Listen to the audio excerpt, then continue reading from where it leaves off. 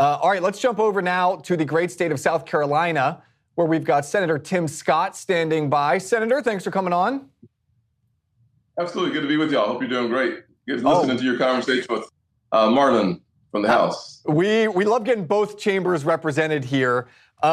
Senator, I have to start with some breaking news that we have coming in just in the last, I believe, 15 minutes. U.S. Central Command announcing that there are new strikes taking place in Iran. President Trump had hinted that he might be moving forward with more strikes. They came out today saying that a director at the direction of the commander-in-chief, CENTCOM forces have started conducting additional strikes against Iran to further degrade their ability to threaten freedom of navigation in the Strait of Hormuz. I know this is just coming out in the last few minutes, but your rapid reaction.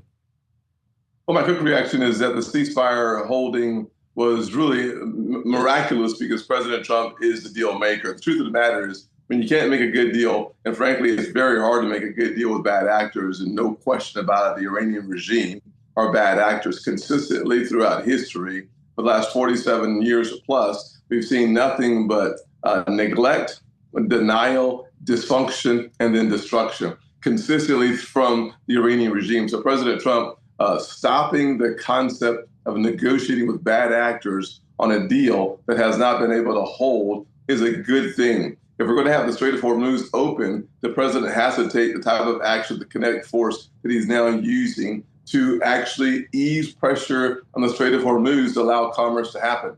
Simply put, and the bottom line is President Trump is doing what he knows is in our global best interest, and specifically in America's best interest. And by doing so, we should support his actions. And frankly, I hope that we find a way to negotiate a conclusion on this situation there. It's going to be very, very difficult for us to figure that out, because what we're seeing from Iran is what we've always seen from Iran, which is these folks are actually involved in a religious war. Their goal is the elimination of Israel, the little Satan, and America, the big Satan. How we thread that needle, only President Trump can get that done, if it can be done. Well, for our audience at home, we're going to be tracking this story as new details come in. But I want to get to one of the big races that could determine control of your chamber in the U.S. Senate. That's up in Maine. Graham Platner, everyone at this point knows about all of just the avalanche of negative press.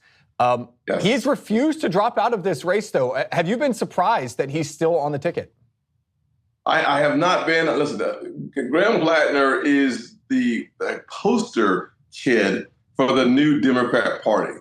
They are socialists heading towards communism. They are immoral heading towards amoral. What we know about the Democrat Party today is that anyone that grew up with a centrist Democrat Party, this ain't your granddaddy's Democrat Party. We need to take them as they are coming to us. Graham Platner, El Said, and beyond. These are the candidates that this Democrat Party continues to usher to the front. Mamdani was not the end of liberalism. Unfortunately, as liberal as he is, as dysfunctional as New York City is under him, a $7 billion bailout from the state, and he's going to celebrate it as if his policies are working. Yeah. This is what I would consider the beginning of this new wave of liberalism, progressive policies, and politicians who want to change the very DNA of America. They are thirsty for power, not for progress. And that is, in my opinion, the simplest way to distill why Graham Platner is still in the race, because they are hungry for more power and not for a common ground in America. They don't like America. Yeah. Frankly, they might even hate America. Yeah. Senator, anyone who's covered D.C. knows that you're widely considered one of the nicest guys in politics. So I know that you must have friends across the aisle. I know that. I'm sure you do. What do you hear from your Democratic colleagues about this rise in socialism? Are they scared? Are they thinking, we've got to cut this thing out? Are they saying, you know what, this is just a different faction of the party, to each their own? What are you hearing from those folks? Having fewer and fewer friends on the left is part of the challenge of staying on the right. And frankly, what we're seeing in D.C. Is this coalescing around crazy. I mean, listen, even Chuck Schumer ditched common sense. If there was any shot at common sense in Maine, it was Governor Mills. Thankfully, she's not on the ballot. Frankly, they shifted all their attention to Graham Platner. Bernie Sanders, Elizabeth Warren, Cohen. What you saw is this major, massive shift towards this one candidate in spite of allegation after allegation after allegation, proof after proof after proof, evidence after evidence after evidence. The one thing we got to say about the Democrat Party, they're not tone deaf. They just don't care. They do not care that their representative in the great state of Maine is so antithetical to Mainers that he jeopardized their chance of winning. Frankly, I got to tell you that this story plays out all across America. This is not a simple one-off. The Democrats in D.C. are silent, which makes you complicit to this radical transformation of the Democrat Party that my grandfather, and frankly, at this point, my great-grandfather grew up with. Yeah, I can't help but wonder how many of them are simply scared for their political lives seeing this happen, but that's not an excuse for not speaking out. Senator, let's get to another piece of legislation, this bipartisan housing bill. President Trump wants to get the Save America Act through, so he's sort of holding the bipartisan housing bill hostage, saying he won't sign it. But he doesn't have to sign it. It can still go through because you guys have enough votes, so it can still become law. Do you expect that to happen, whether President Trump signs it or not? Well, let's bifurcate the issue because we should hit the most important issue first, which I think is recognizing that voter integrity is incredibly important. It's one of the reasons why we've all been, at least from South Carolina and beyond, fighting for the pieces of Save America Act. Let's just run through three. Voter ID, common sense, mail-in voting.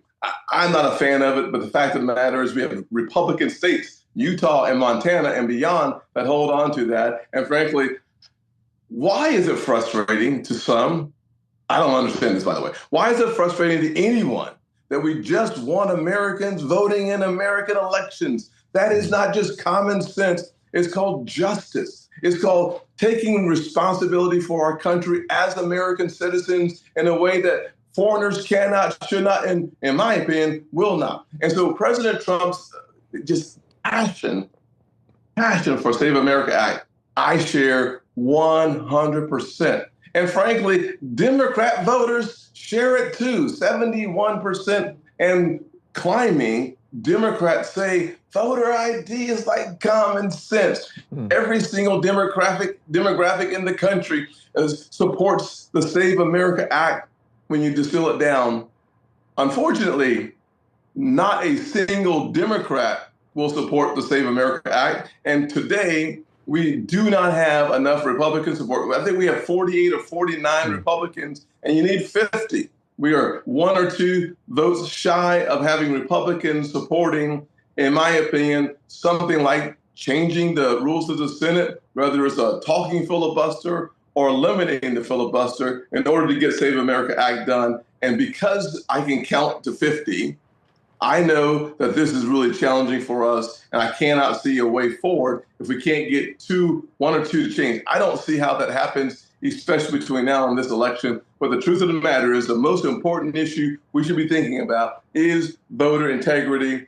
Save America Act would help, but let us remember, 36 states already have voter ID in place, and that's great news. States like Pennsylvania and Georgia that let us down in the past, they've changed their laws, now requiring signature verification in Georgia for mail-in ballots. That's a great step in the right direction and something we can be proud of as Republicans. But the truth of the matter is this is something we should be able to take care of. Unfortunately, we are stalled with 4 or 5 Republicans not supporting the Save America Act in the Senate. And frankly, change leadership or not, that is not the answer. It's frankly having those senators change their minds individually. And no one has been able to do that. Not me, not the leadership, and not even President Trump has been able to change the minds of those Republicans who are just opposed to changing the filibuster. Second, the housing bill. The 2 out of 3 voters say it clearly that they are more likely to support a candidate who supports housing legislation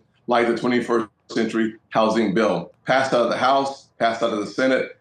We would love to see President Trump sign it. I believe it increases Republicans' chances of holding on to the House and the Senate. It is in America's best interest for us to try to tackle both these issues separately if possible, but without any question, keep the pressure on Save America Act, but do not give the Democrats one more issue during this year, the year of affordability, to run against Republicans on, especially since we're the ones leading on the bread and butter issues that the American people care so much about right now in this election cycle.